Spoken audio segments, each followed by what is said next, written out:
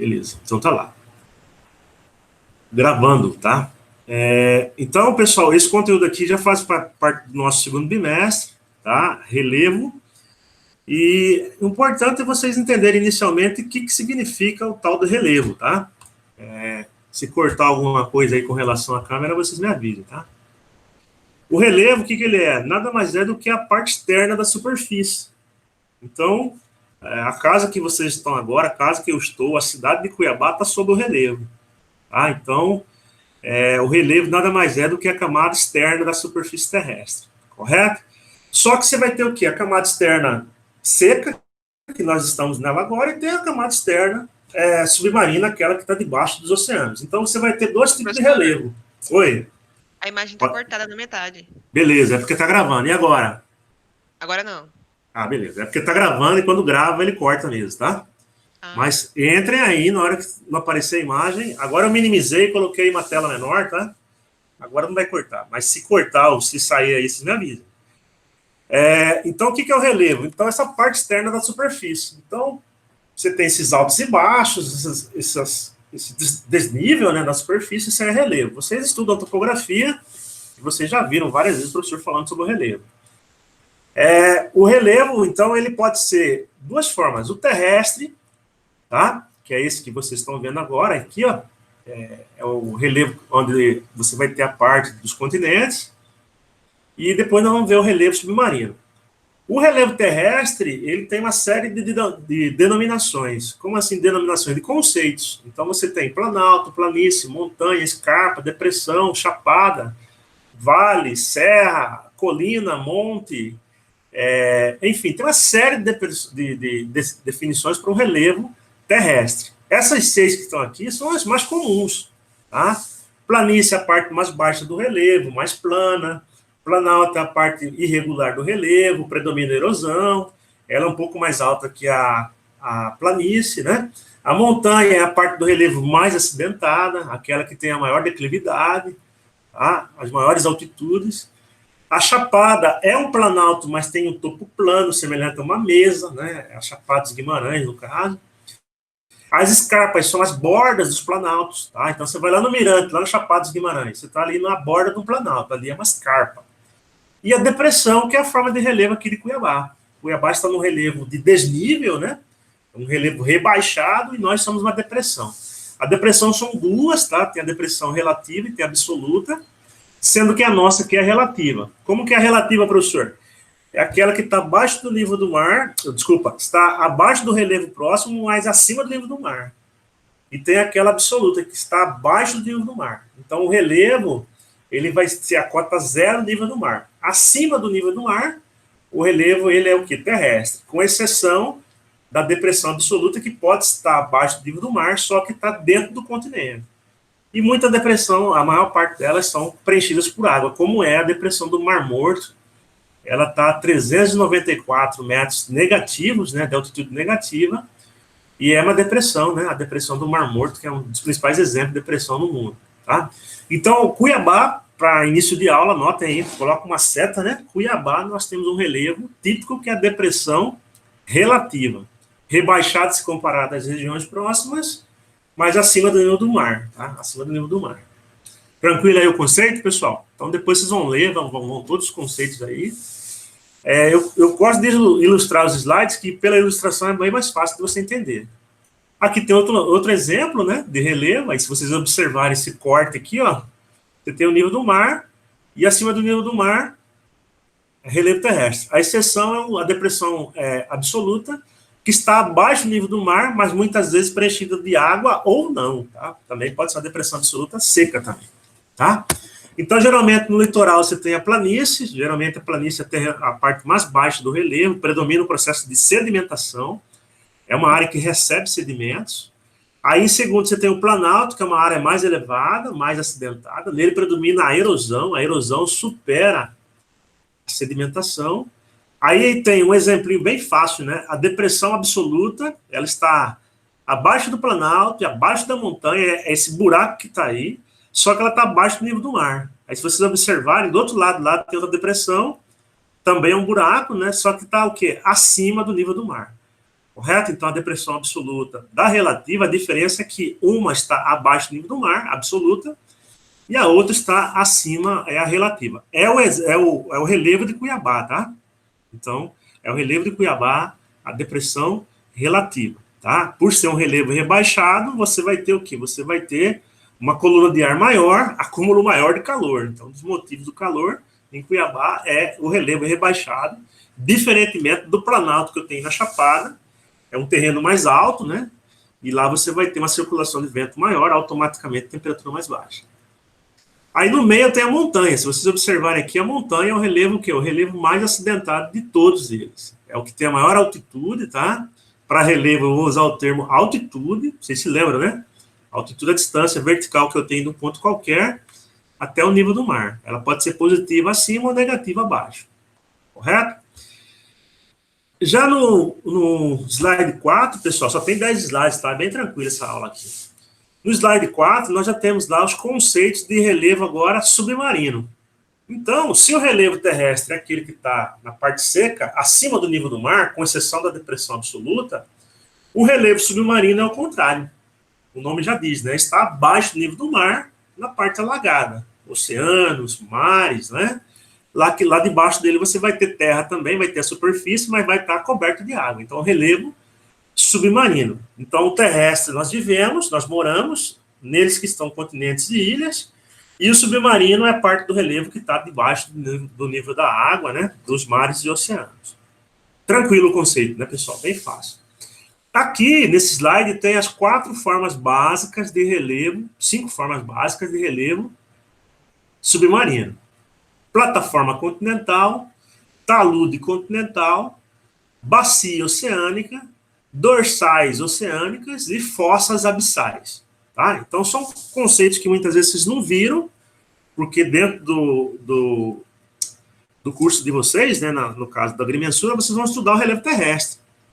Eu não sei se vocês estudam alguma coisa do relevo submarino, eu acho que não. Né? Posso estar errado também. O que é a plataforma? A plataforma, pessoal, é o relevo que está em contato com o continente. Então, aquela parte do continente que se prolonga até o mar, nós chamamos de plataforma continental. Geralmente, é uma continuidade do continente. Até parece redundante, né? A continuação do continente dentro do mar, mas que está alagado, obviamente, né?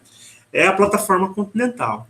Então, quando eu vou tomar banho numa praia, vou no litoral, vou numa praia, eu vou tomar banho dentro do mar, eu deixo o relevo da planície, né, que é onde está a praia em si, e entro na plataforma continental, que é a parte de contato entre o oceano e o continente. Tá? Então, aqui ele diz, né, ele tem o conceito, e geralmente a plataforma ela tem uma profundidade. Então, pessoal, outra coisa que eu quero que vocês anotem aí, que é importante, no relevo terrestre eu uso geralmente o quê? A altitude. No relevo submarino, geralmente eu vou usar a profundidade. Profundidade por quê? Porque está submerso. Né? Então, a plataforma continental, o que é? A parte de contato do continente com o oceano até cerca de 200 metros de profundidade.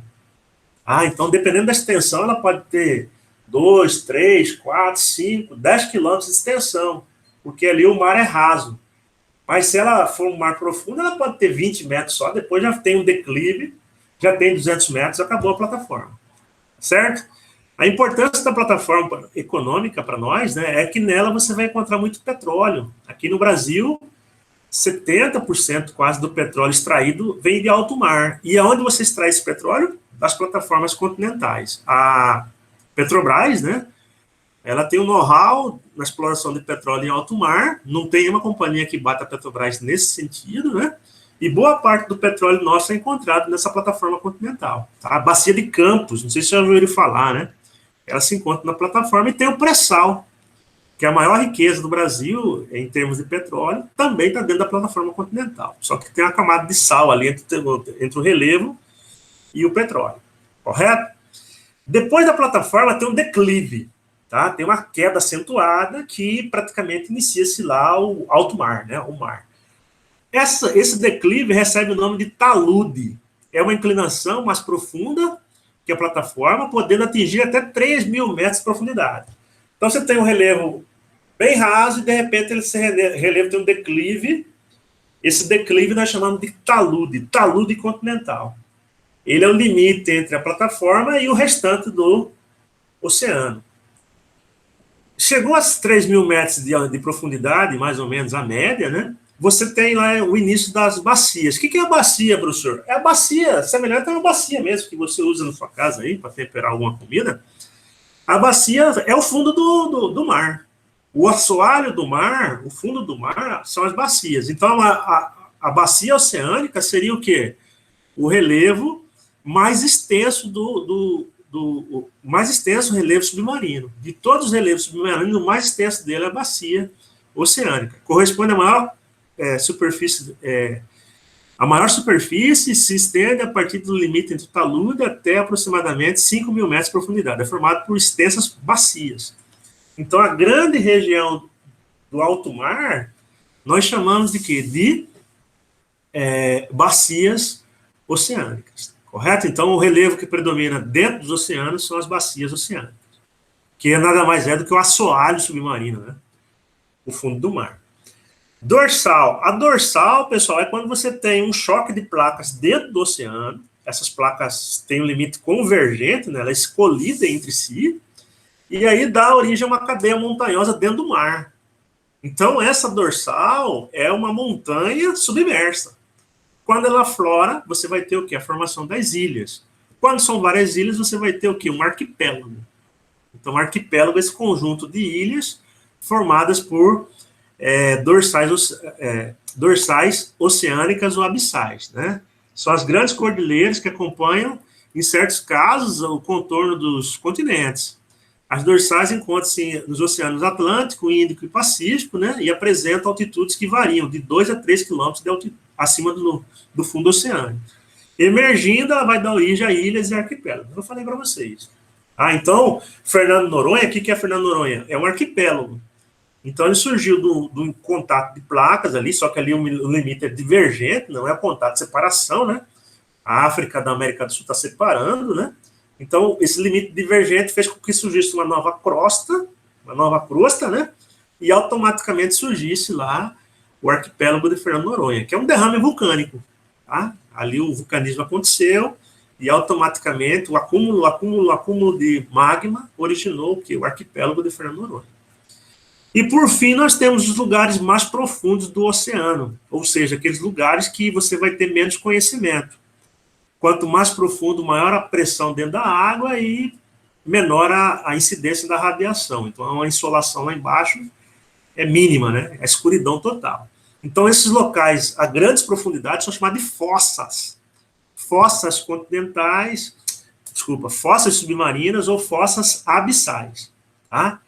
As fossas abissais se localizam nas grandes, próximas aos continentes, muitas vezes devido à zona de subducção, né? Subducção é quando uma placa se encontra com a outra, uma só ergue, uma sobe, outra fica submersa, né? Ela tende a desaparecer no manto superior. Tá? E elas são as formas mais profundas do relevo submarino. A mais famosa delas é Marianas, Fossa de Marianas, que fica na Ásia, né? São 11 mil metros de profundidade que tem aquele local, 11 quilômetros. Tá? Aí, o que eu fiz no slide 5? Para ficar mais claro, o professor pegou um desenho lá que tem na internet. Aqui está bem mais claro, né? Eu falei, mas se vocês observarem o desenho aqui, ó, fica bem claro para vocês entenderem o relevo submarino. Aqui tem um perfil do relevo, né, um esqueminha. Ele parte do zero aqui na praia, aí tem a plataforma, que é o contato entre continente e oceano. Aí tem o declive, até cerca de 3 mil metros de profundidade, que é o talude. Aí tem o fundo do mar, de 3 para lá, né, até 5 mil metros de profundidade, são as bacias. Quando há um contato de placas ou separação de placas, surge uma cadeia montanhosa, que é a dorsal oceânica, a dorsal abissal também é chamada. E aí tem o quê? Em contato de placas também você vai ter o quê? Aqui o continente, aqui áreas de grandes profundidades. Aqui a fossa. Fossa abissal ou fossa o quê? Fossa submarina. Então são exemplos de relevo submarino. Professor, só tem esses? Não, esses são os principais relevos submarinos. Mas tem outros. Se vocês forem pesquisar, vocês vão encontrar outros exemplos, né, de relevo submarino. Até aí, tranquilo, galera? Tranquilo? Nada de dúvida, né? Ninguém interrompeu. Todo mundo acordado aí, né? O cara coloca só a foto dele aí. Beleza.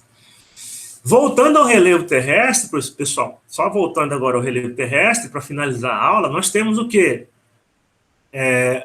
A história do relevo terrestre no Brasil, feita por 3 grandes estudiosos. Tá? Quem estuda o relevo recebe o nome de geomorfólogo. Por quê? A geomorfologia é um ramo da ciência que estuda o relevo. Tá? Não sei se vocês já ouviram falar desse termo. Geomorfologia é a ciência que estuda o relevo. E os geomorfólogos são as pessoas especialistas em relevo. No Brasil, nós tivemos aí, ao longo da sua história de estudo geomorfológico, 3 grandes autores que estudaram o relevo brasileiro. Um deles foi Haroldo de Azevedo, a gente vai ver agora. Outro é o professor Nassib Aziz Absaber, e o outro, o professor Jurandir Luciano Sanches Ross. Esse está vivo, tá? Os demais já faleceram. Então, Haroldo de Azevedo foi o pioneiro no estudo do relevo brasileiro. Como assim, professor? Ele foi o primeiro a estudar o relevo brasileiro e classificar o relevo. Então, nós vamos ver 3 grandes classificações. A primeira delas, do professor Haroldo de Azevedo.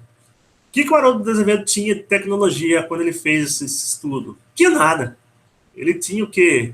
Pouca tecnologia, poucos recursos tecnológicos, e o relevo dele, ele usou um equipamento bem simplesinho, chamado de altímetro. Você acha que deve conhecer o altímetro. Um aparelhinho que te dá a altitude do ponto que você se encontra. E ele só tinha essa tecnologia, ele fez essa classificação na década de 40, ó, imagina vocês aí, há 80 anos atrás, né? Ele fez essa classificação, e naquele momento ele disse, ó, no Brasil só há 2 formas de relevo básica, planalto e planície. O que ele usou para diferenciar um do outro? A cota de altitude. Ele colocou lá 200 metros. Acima de 200 metros, planalto. Abaixo de 200 metros, planície. Bem simples a classificação dele. Muitos e muitos anos foi usada como a principal classificação do relevo brasileiro. Tá? Então tem aqui, ó, classificação de Haroldo de Azevedo, década de 40. E segundo Haroldo, você tinha planície, terreno abaixo de 200 metros, e planalto, terreno acima de 200 metros. Vamos pegar um exemplo. Eu moro aqui perto do Rio Cuiabá, o meu bairro, Copamil, está perto do Rio Cuiabá. Eu acho que aqui no meu bairro a cota deve ser 150 metros de altitude. Então, se eu fosse utilizar a classificação do Haroldo de Azevedo, eu estaria dentro do quê? Dentro de uma planície. Por quê? Eu tenho apenas 150 metros de altitude. Então, se eu fosse lá na Chapada, lá no Morro de São Jerônimo, melhor dizendo, que é o local mais alto da Chapada, lá são 800 metros. Segundo Haroldo de Azevedo, o que é o Morro de São Jerônimo? Um planalto. Correto? Então, a classificação de relevo de Haroldo de Azevedo foi bem simples, e ele utilizou para diferenciar um do outro, né? Um do outro, ele utilizou o quê? Ele utilizou essa cota de 200 metros, acima de 200 planalto, abaixo de 200 planície. A classificação de Haroldo de Azevedo apresentou 8 unidades de relevo, sendo 59% de planaltos e 41% de planícies. Então, o que ele pegou aqui, o mapinha do Brasil aqui, ó. Você vai ter 8 planaltos e 8 planícies. Então, você vai ter o Planalto Central, Planalto Meridional, Planalto Atlântico e o Planalto das Guianas. 4. Planície 4 também. Planície Amazônica, Planície Costeira, Planície do Pampa e Planície do Pantanal. Então, o que ele disse? Ele disse que no Brasil nós temos o quê? 8 unidades de relevo, 8 grandes unidades de relevo, sendo 4 planaltos e 4 planícies. Ele denominou com esses nomes, essas 8 unidades. Tá? Então, essa aqui foi a classificação pioneira, tá? Depois vocês escrevam aí. Foi o primeiro cara a estudar o território brasileiro e classificar o território brasileiro em tipos de relevo. E ele só colocou 2 tipos de relevo, planalto e planície. No slide 7, nós temos a classificação que veio posteriormente a do Haroldo de Azevedo, que foi do professor Nassib Aziz Absaber, ele falecido também, tá? Ele foi aluno do professor Haroldo, foi discípulo, tá? ele fez a classificação na década de 50, quase na década de 60. Então, a do Haroldo foi na década de 40 e a do professor Nassib Aziz Absaber na década de 50. Aqui, ele diferenciou do mestre porque ele colocou a origem da forma de relevo como sendo mais importante. Ele trabalhou a questão da altimetria, da altitude, mas ele priorizou a forma de formação do relevo. O que ele disse? Ele disse, se o relevo predominar erosão, se a erosão superar a sedimentação, o relevo é planalto. Mas se no relevo predominar o acúmulo de material, a sedimentação for maior do que a erosão, o relevo é planície. Então vamos lá, vamos pegar o exemplo aqui que eu falei agora há pouco. Eu estou no meu bairro aqui, 150 metros de altitude. Haroldo de Azevedo, planície. Se eu for lá no Morro de São Jerônimo, 800 metros, planalto. Haroldo de Azevedo. Professor Aziz Absaber, o que ele vai dizer? Ó, aqui no meu bairro, está próximo do rio, acúmulo de sedimentos. A erosão aqui, ela é inferior do que a sedimentação. A sedimentação aqui supera a erosão. Então, para Aziz Absaber, nós estamos aqui numa planície. Se eu for lá no Morro de São Jerônimo, 800 metros, lá a erosão supera a sedimentação. Então, o processo erosivo supera o processo de acúmulo. Então, lá no Morro de São Jerônimo é o quê? É um planalto, correto? Então, quando predomina o processo de sedimentação, planície, quando predomina o processo de erosão, planalto, correto? Então, o que ele diz lá? Ó, definiu planícies como áreas planas, mais ou menos planas, né? Onde o processo de sedimentação supera o processo de erosão, que eu falei para vocês. Planalto são as formas irregulares do relevo, onde o processo de erosão supera o processo de sedimentação. Tá? O que ele fez? Ele pegou o Brasil, classificou o Brasil com relação ao relevo e colocou, ó, o Brasil tem 10 formas, não é? 10 unidades grandes de relevo. 75% dessas unidades são planaltos e 25% são planícies. Vocês viram lá, né? O Haroldo, agora há pouco, o que o Haroldo disse? 59% era planalto, 41% era planície. Para o Aziz, agora não. Você vai ter mais planaltos do que planície também. Como era no Haroldo, mas um valor maior. Aí ele pegou aqui, ó. Ele pegou o Planalto Central, Planalto Maranhão, Piauí, Planalto Nordestino, Serras e Planaltos do Leste e Sudeste, Planalto Meridional, Planalto Sul Rio Grandense, 7, né? E Planalto das Guianas, 7. E aí, o que ele disse? Ó, planície continua a planície do Pantanal, planície Terras Baixas Amazônicas e planície costeira. A planície litorânea. A planície Terras Baixas costeiras. Então, na classificação do professor Aziz Absaber, você vai ter o quê? Você vai ter predomínio também de planaltos. Então, já é consenso entre os dois autores aí, o predomínio de planalto. Os dois já faleceram, mas deixaram importantes obras, tá? Hoje, quando você vai dar aula de geografia, ou você vai estudar algum conteúdo na área de geomorfologia, você vai encontrar esse tipo de comentários, porque eles são os bambambam, né, como a gente pode dizer, nessa área de geomorfologia. Aí, por fim, nós temos o professor Luciano. Esse aqui está vivo, tá? Ele foi aluno aí do professor Aziz Absaber, né? O professor Aziz Absaber faleceu recentemente, em 2012 que ele faleceu.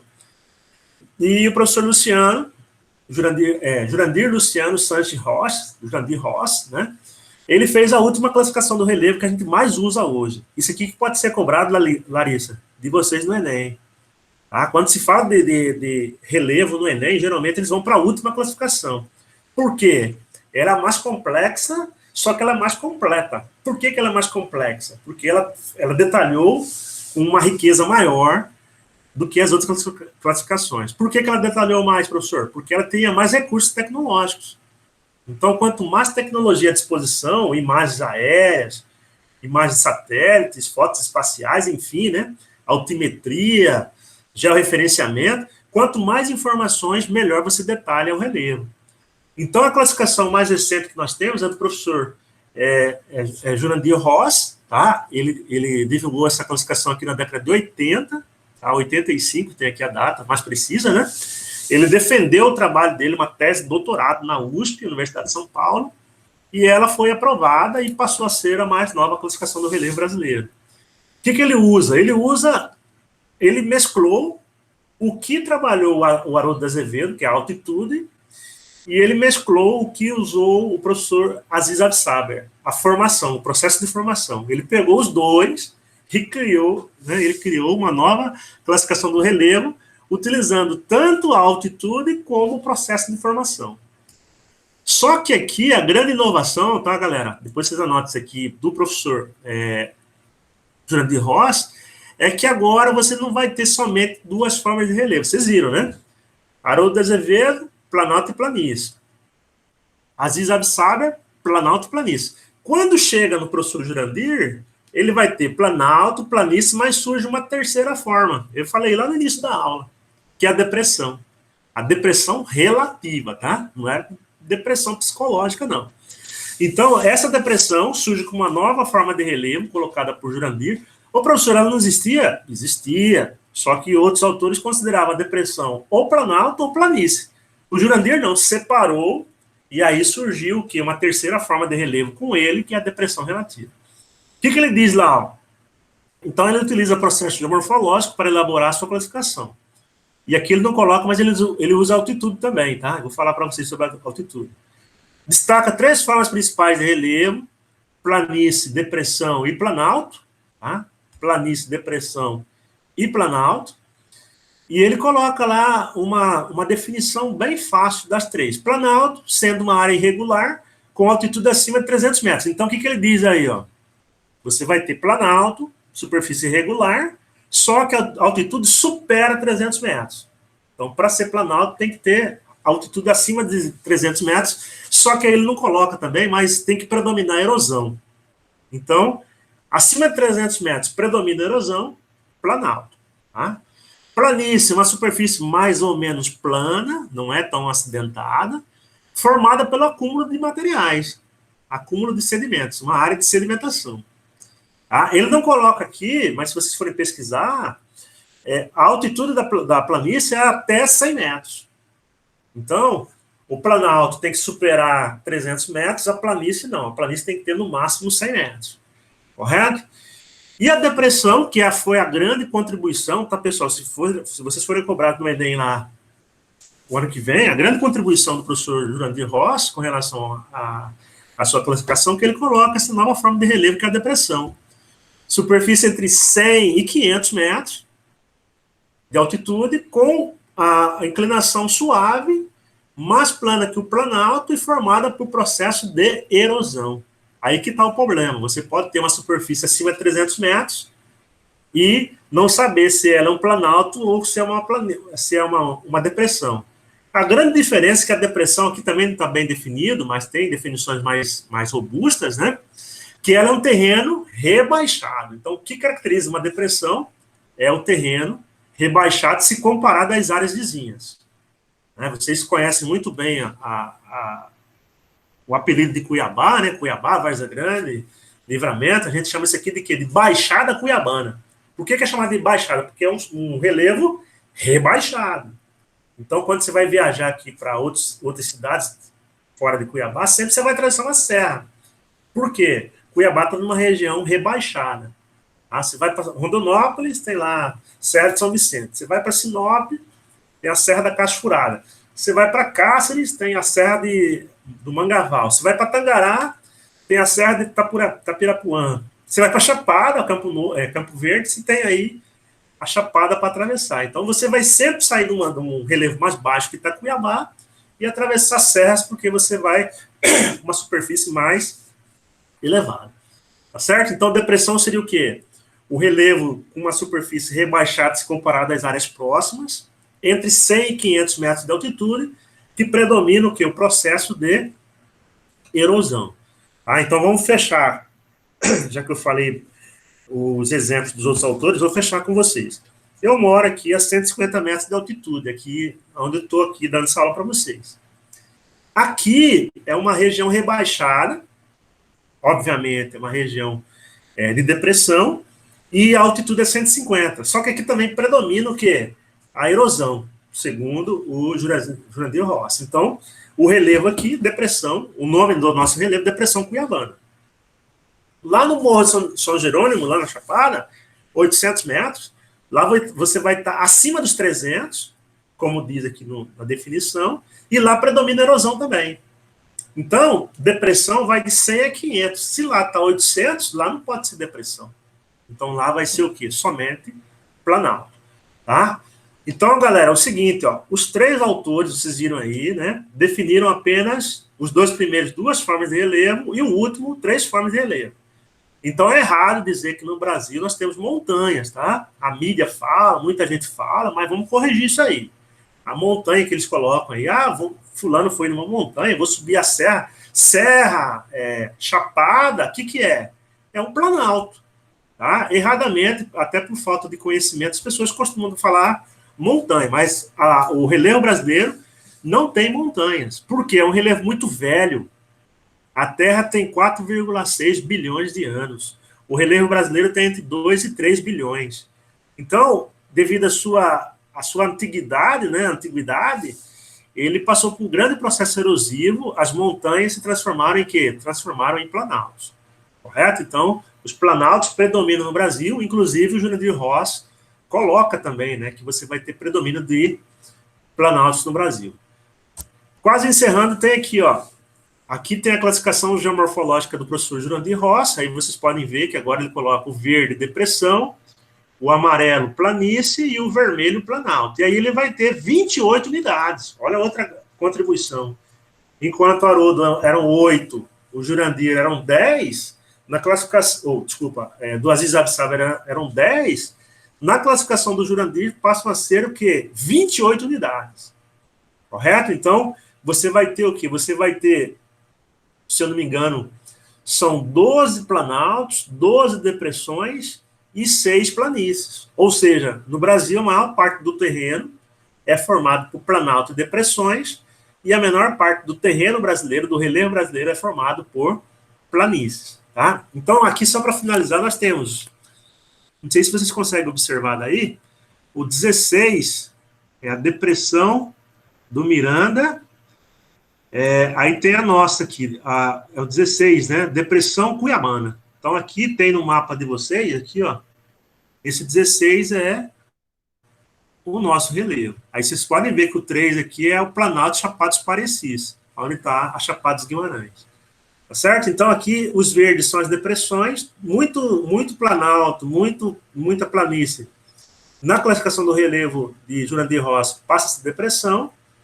O amarelo aqui, que era planície, continua sendo planície, né? Litorânea, na Amazônia, no Pantanal, aqui, ó, próximo da gente, nós temos a planície do Pantanal. E o relevo, que já era planalto, manteve-se planalto, só que aí tem outras denominações, tá? Eu não vou ler todos aqui, mas é bastante denominações. Tem os planaltos sedimentares, tem as intrusões e coberturas graníticas, né? Cinturões orogênicos, e tem também o escudo cristalino também no território brasileiro. Correto? Então, essa classificação aqui ela é um pouco mais complexa, porque o Jurandir Rossi contou com mais tecnologia. Ele utilizou aquele trabalho do Radam Brasil, o projeto Radam Brasil, que o governo federal fez na década de 70, né? Os militares, os governos militares. Na década de 80 foi publicado esses dados, e ele utilizou muito a fonte do Radam Brasil para descrever o relevo brasileiro. Então, a tecnologia que ele tinha naquele momento, década de 80, 70, 80, final da década de 70, início da década de 80, era bem melhor do que o dos seus antecessores. Então, o trabalho dele é mais completo, é o mais complexo, mais difícil para ser estudado, e geralmente no Enem se cobra, né? Se cobra, quando é cobrado o relevo brasileiro, a classificação mais recente do professor Jurandir Rossi. Tranquilo aí, galera? Isso aí que é o nosso conteúdo de hoje, tá? Desculpa aí o atraso no início da aula, mas era esse o conteúdo. E a nota a líder tá aí, né? A Isabela coloca isso aí como primeiro conteúdo do segundo bimestre. Tá? Anota aí para depois. Professor, tá aqui, tá anotadinho, o senhor falou lá dia 20 de julho. É esse conteúdo para a gente não ficar perdido, tá? Aí vou mandar para vocês depois, aqui tem uma série de exercícios, tá? Mas isso aqui vocês não vão priorizar agora, vocês vão priorizar basicamente as duas atividades avaliativas, tá? Então, vocês priorizam hoje até sexta-feira, mais tardar, me encaminha para eu fechar a nota de vocês do primeiro bimestre. O conteúdo sobre zonas térmicas, dinâmica climática e o conteúdo sobre biomas. Façam lá, ou sozinho, ou em dupla, ou em trio, né? Ou em quarteto. No máximo 4 pessoas, acho que tá bom. Aí me encaminhe, aí mais tardar até sexta-feira. Mas faça o mais rápido possível para ficar livre também. Tá certo, galera? Alguma dúvida de vocês? Todo mundo quieto hoje, ninguém colocou nem bom dia aqui, né? No início da aula, todo mundo com sono. O professor vem atrapalhar meu sono, né, galera? Mas tranquilo, abre o áudio aí, só para dizer que tá tranquilo. Já vou fechar aqui a gravação, tá? Deixa eu fechar a gravação aqui. Vou interromper aqui Tranquilo, professor. Tranquilo, né? Então, se não tem nada aí de dúvida, eu vou ver se eu já consigo lançar no Moodle, tá?